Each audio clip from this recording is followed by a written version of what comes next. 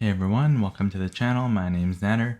In this video, we're going to go over some exercises to get more practice with asynchronous generator functions together. In the previous video, we looked at how this works and how it compares to regular generator functions. This was quite a tricky topic, so we're going to go over a bunch of exercises together to just get a bit more practice with it. So that said, let's get right to them. Okay, so to start, I have a warm-up exercise, and with all the other exercise video, I have a bunch of comments at the top, and I'm just going to kind of walk through them in the video and then give you a chance to actually do it yourself real quick, and then I'll go through a possible solution together, or we'll actually code it out and watch it run. So for this first warm-up exercise, let's take a look at what we got to do. So we want to create an asynchronous generator function that will yield a promise that resolves after 1 second with a random number between 0 and 9 that's going to be an integer and inclusive of the 0 and the 9. Okay, then we want to create a generator object by calling our function. And then we want to use a for await of loop to loop through the generator indefinitely. And be aware that this is going to have to go inside of an async function that you're going to want to define so that you can actually use the for await of syntax. So I'll leave it to you how to call the functions or use the different naming and all that kind of stuff. And then we'll actually see maybe one potential solution with me coding it out with you. So give that a shot, see how far you can get, and then we'll go through a solution together. Okay, so to start, let's just create the first async generator function. So let's just go with let's just do random numbers. And this is going to be a asynchronous function. That's a generator function because of the star. Then we can create the function syntax. And inside of here, we want to yield a promise, okay? So we want to yield a new promise. And a promise takes a resolve and a reject. And we want to do something after 1 second. So in here, we want to do a set timeout. And we want to do a set timeout that is going to take, 1 second here. So this is 1000 milliseconds. And inside of here, we want to resolve with a random number between 0 and 9. So let's see how we can actually do this. We want to take a random number and then actually basically range it between 0 and 9 inclusive. So most of the time how we do that is we do math.random, then we can multiply it by our maximum value, which in this case is going to be 9, and then we can floor it. And I believe since we are going to go up until and include 9, we want to actually do by 10. So I'll do math.floor of math.random times 10. So we can actually do inclusive of 9. Okay, and we want to resolve with this. So I'm going to wrap that whole thing in a resolve, right? Quite a tricky bracketed line of code right here. So this is the part that's generating the random number, and then we're resolving with that value after 1 second. Okay. So I actually realized that I put indefinitely here, so that's my mistake, and I apologize for that. I'll actually do this in 2 ways, one indefinitely and one not indefinitely. So if you did either way, that's totally fine. Don't worry about it. We'll go through both versions. So we'll do the non-indefinite version first. So we'll say const random numbers object, and I'll just call this object just to keep it consistent with other videos. You probably have better naming with this as we kind of progress with these topics. But with this, we want to call our random numbers, which is going to create that object. And we need an async function to actually use it for a wait of loop. So I'm going to say const, I'll just say execute random numbers, and I'll just create an async function here. I'll do an async arrow function. And inside of here, we can say for await const, and I'll just say number of our random numbers object. Okay, I could technically have put this inside of here too. That's totally fine. It doesn't really matter in this case. Technically, there's a small difference when it comes to scoping, but for now, it doesn't really matter too much because we'll talk about scoping in depth in another video. So in here, we want to console.log out the number. So now in this case, this is actually going to yield us one number after 1 second. Okay, so to call this function, we just call it just like that with the brackets. Let's take a look at what this actually runs with. So make sure I'm in the right folder. I'll run node warmup exercise. And what we want to see in this case is, since this is not in an infinite loop, we're actually just going to see one number being logged out. And it should be a random number. In that case, I got a 1. If I run one more time, I get a 7, and we just keep getting random numbers. If we want to make this infinite, so either way that you did this is fine. Again, apologies for the confusing instructions here. I'll say while true is the only difference we'd put here. And we can actually wrap this entire yield in a while true loop. And now this generator is going to run forever. And it's always going to run and await 1 second for each one of those numbers. So if I run this here, we can sit and watch it print out a bunch of numbers between 0 and hopefully I got 9 in there. There we go, we got a 9. So there we go, we got a 0 too. So there you go. Hopefully you can see how that works. So we're getting a bunch of numbers every 1 second being yielded out by our asynchronous generator. Perfect. So hopefully that one makes sense. Let's take a look at exercise 1. Okay, so for this one, we want to create an async generator function that has a 50% chance of yielding either of the following promises. So the one potential promise is one that resolves after 500 milliseconds with the value of fast, so the string of fast. And the other potential option in the other 50% of the cases is resolving with a promise that resolves after 3 seconds, so 3000 milliseconds with a value of slow. Okay, so then we can create the generator object for this function, and then we can use the for await of loop. And again, you can do this with a async function, right? So you're going to want to create an async function just like this to create the for await of loop to actually get this working. And this is going to run infinitely as well, or indefinitely as well. So I should probably mention that just like the last time, I guess I really messed up the instructions this time. Please put this inside of a infinite while true loop, so it constantly will just generate these after you maybe try it once to make sure it actually works, not infinitely. Okay, and the hint here is math.random, just so you have an idea of how you can maybe do something 50% of the time. I'll leave the rest of that hint up to you to actually try to figure out how to do this, because that's also part of the fun. All right, cool. So once you've given that a shot, let's take a look at this. So we want to create an async generator function. So I'll just call this async. Let's just call this do 50% or something. And this is going to be an async function. And it's a generator function. And in here, we want to, so I'll do it without the while true loop and I'll add it after, just like before. So we want to have a 50% chance of yielding kind of one of these two promises. Okay, so the way that we do this is we can create a random number first, and then we can actually check to see if it's below 0.5 or above 0.5. And the reason we can do that is because math.random is going to generate as a random number between 0 and 1. And assuming it's random, which is mostly random, if we try to ask for something below 0.5, that means that 50% the time on average will actually get that. And if we ask for something above 0.5, 50% of the chance we'll get that value. Okay, so if we say const random number is equal to math.random, so we'll create a random number here. And then we'll say if the random number is less than 0.5, right, then this is the first 50% chance. Then we want to yield a new promise that is going to have a resolve and a reject. We're not using reject in these cases, so technically I could leave it out, but I'll just leave it in there for just so it makes sense when it comes to promises in general. And we want to have a timeout for 500 milliseconds in this case. So I'll do a set timeout.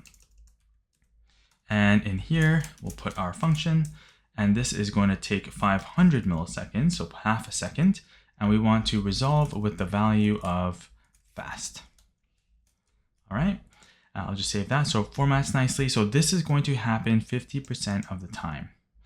We can technically just do an else here, which is going to happen the other 50% of the time. So if I do an else here, I'm going to yield another promise with a resolve and a reject. And in this one, we're going to create another promise with a set time, or sorry, another resolve value with its own set timeout that is a different timing. In this case, 3000 milliseconds or 3 seconds. And it's also going to resolve with a different value, in this case, slow. So the way to read this function is we're going to generate a random number. If that random number is below 0.5, so 50% of the time, this code is going to run. Otherwise, this code is going to run, the else. We're going to yield this promise. This is the fast case. This is the promise for the slow case.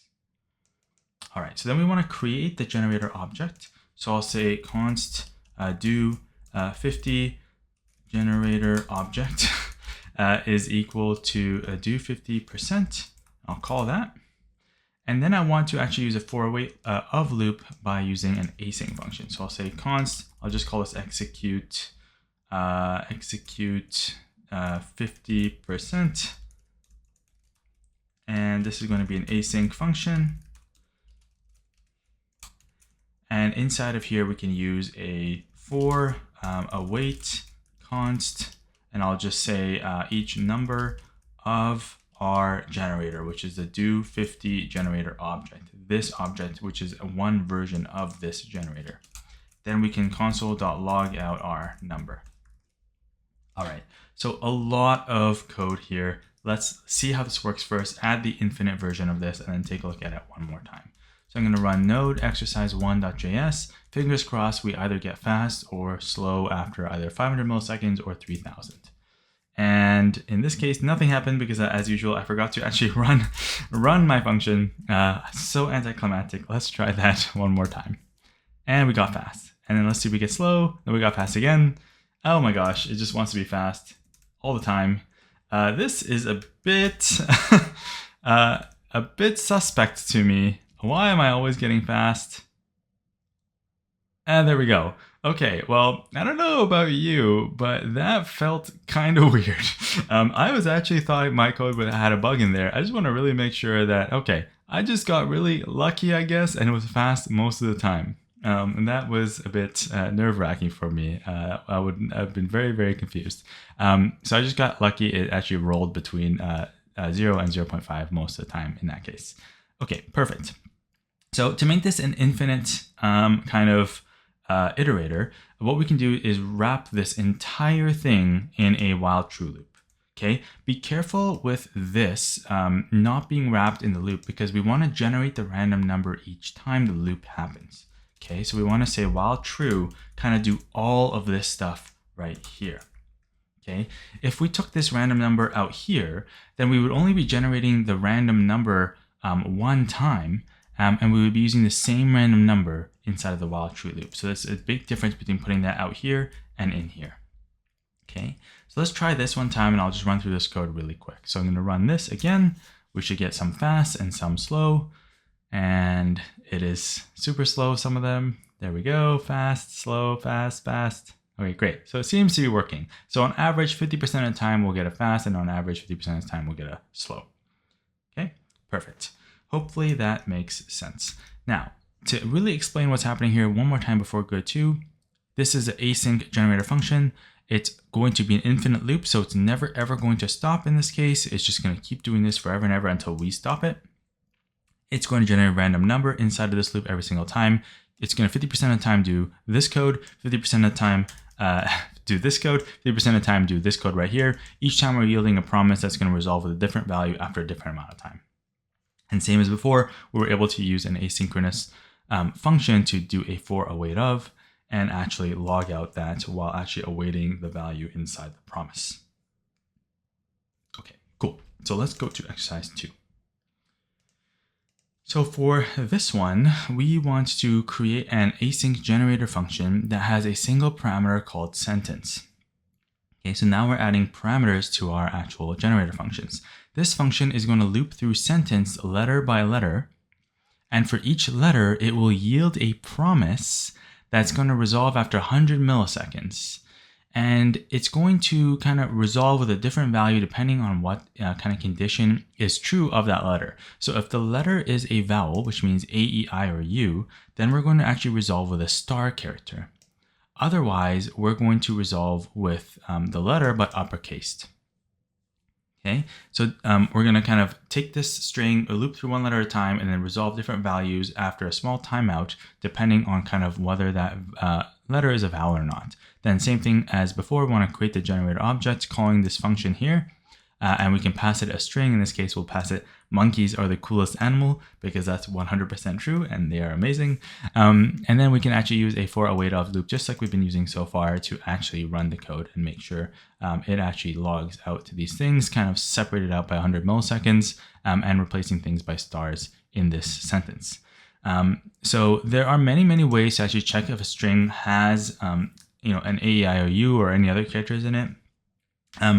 I'll leave it up to you to kind of Google for a way. In a future video, we're actually going to look at something called regular expressions, which is another way to test for this. Probably one of the easier ones in this case. However, since we haven't learned that yet, there are many other ways that don't use regular expressions. In fact, if you really want to, you can just use a regular if statement and just check for multiple conditions. But I'll show you another way just in the actual solution that I come up with, just so you can have another tool in your tool belt. So give that a shot real quick, and then we'll go through it together. Okay, so to start, let's create our generator function, and it's going to take a sentence. So we'll call this const, I guess, letter generator. And this is going to be an asynchronous function star. And this is going to actually have a parameter, right? So this is going to be called sentence right here. So we're going to give this function a parameter, and we're going to provide an argument later, which is that string monkey is the coolest animal. And inside of here, we want to loop through sentence letter by letter. So we know that strings are actually an iterable, and we can use a for-of loop to loop through iterable. So I can just use a for-of loop in this case. So I'll say for const letter of our sentence. Okay. And for each letter, we want to yield a promise that's going to resolve after 100 milliseconds. Okay, so let's do that. So we're going to say yield a new promise. And inside of here, we have a resolve and we have a reject.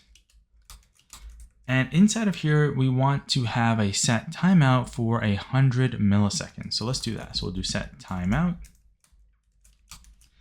And we're going to give this 100. And instead of resolving right away, we want to actually check to see if the letter that we're looping over is an A, E, I, or U. Okay.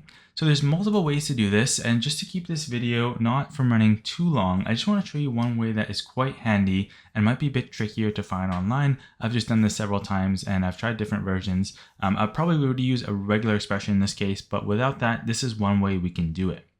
We've seen that arrays actually have an includes method in them. So for example, if I had something like this, let's just say A, E, I, O, and U, right? As an array of strings, right? This is just an array of strings. We can ask, does this array include a value, right? And in this case, we're asking to see if it includes the letter that we're searching for, okay? So we're saying, does this array of characters include the letter that we're looking at right now, which is another way of saying, kind of in reverse English, because it's a bit confusing, is the letter that we're currently looking at an A, E, I, or U. All right, and we can put this in an if statement. I could technically do a ternary here since we learned about that, but for now I'll just do an if statement. So if it is an A, E, I, or U, then we want to return a star. Or sorry, resolve with a star, right? We want to resolve with the star character, right? Otherwise, we want to resolve with the letter, but uppercased. So we can do .to uppercase, just like that. Okay, and we've seen that before with strings. Okay. Now, this is definitely a tricky one right here, right? So I probably absolutely don't expect you to come up with this.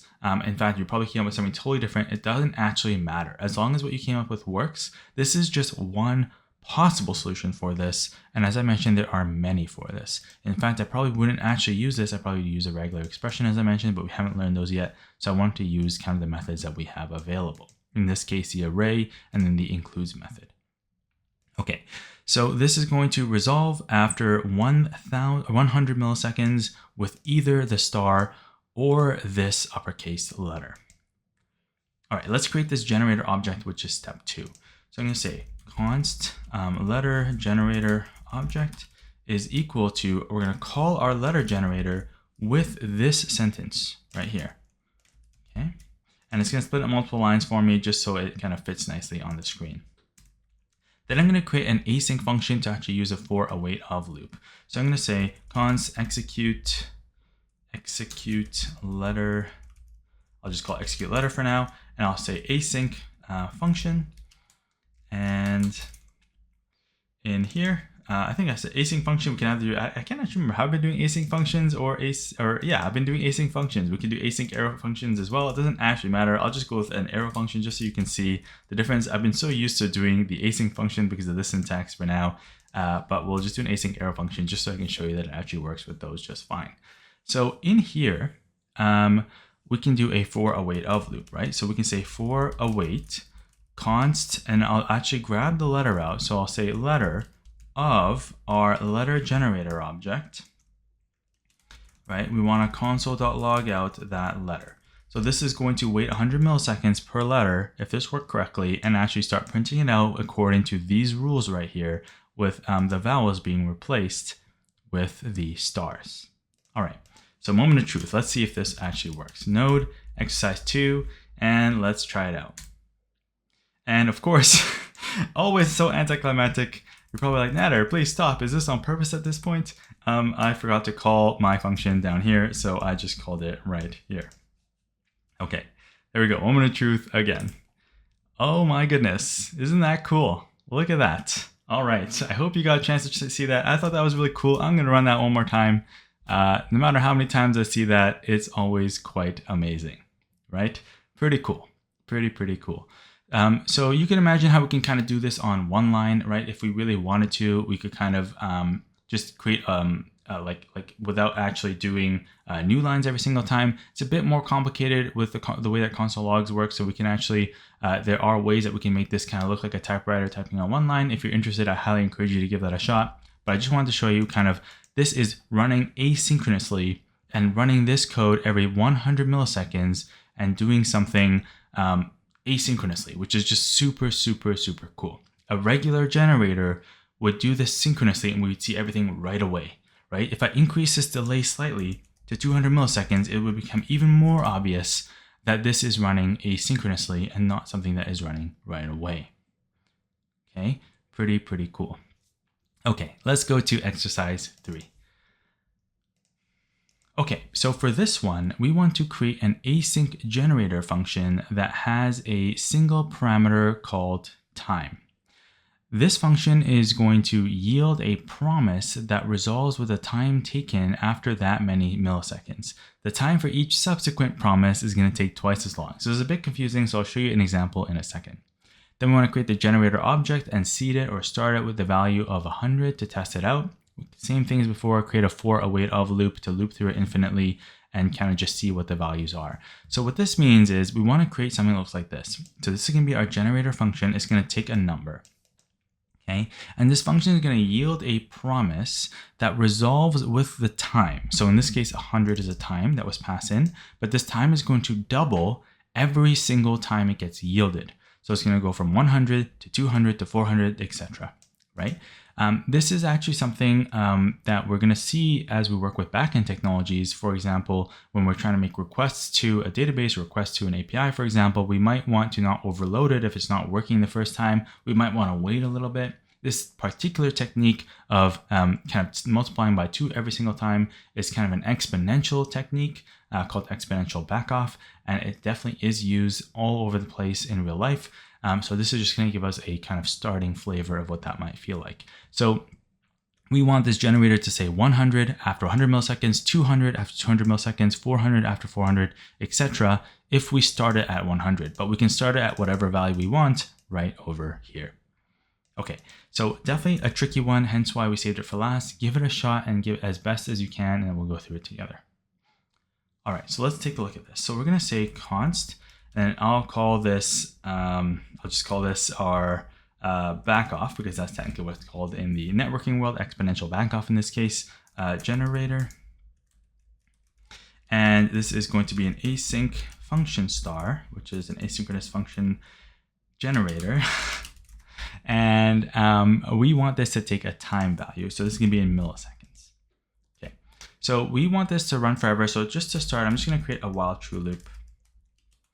So I just have to add it later. And this is going to yield a promise that resolves with the time that we're giving it. Okay, so I'm going to say yield new promise.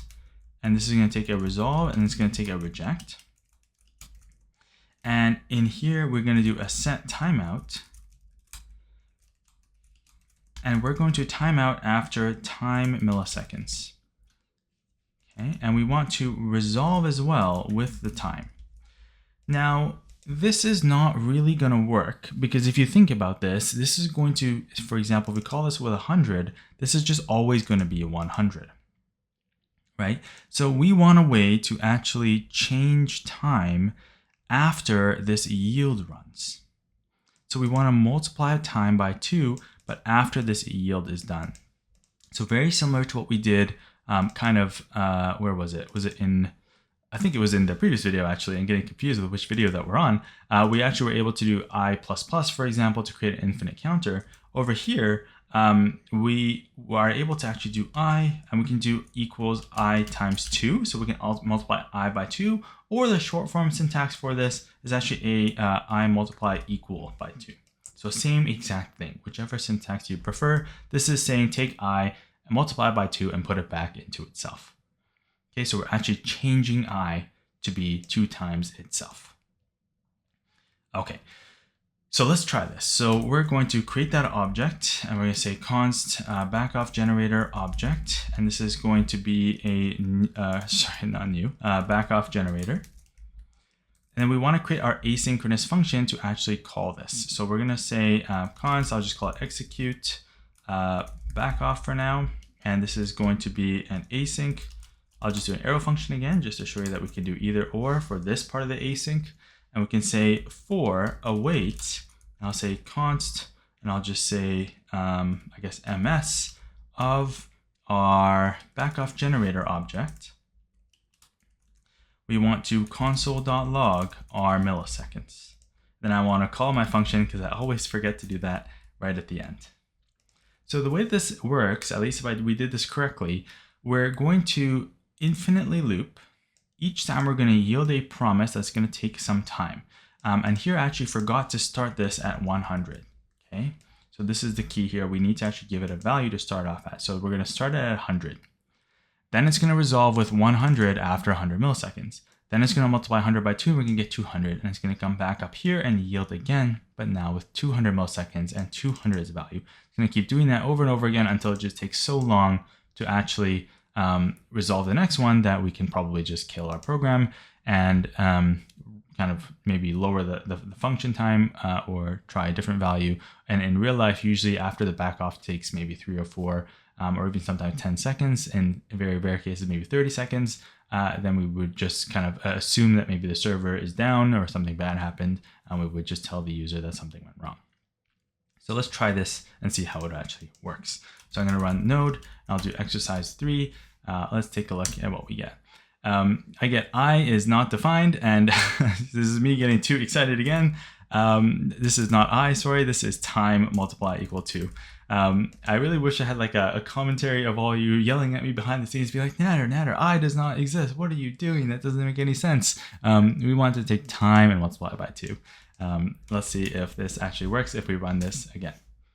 Okay, so we see that it started off pretty quick, right? And now it's taking longer and longer, and it's going to take longer and longer now. And it's going to take like 6 seconds between this one, and then it's going to take a whole 12 seconds, which is going to be too long.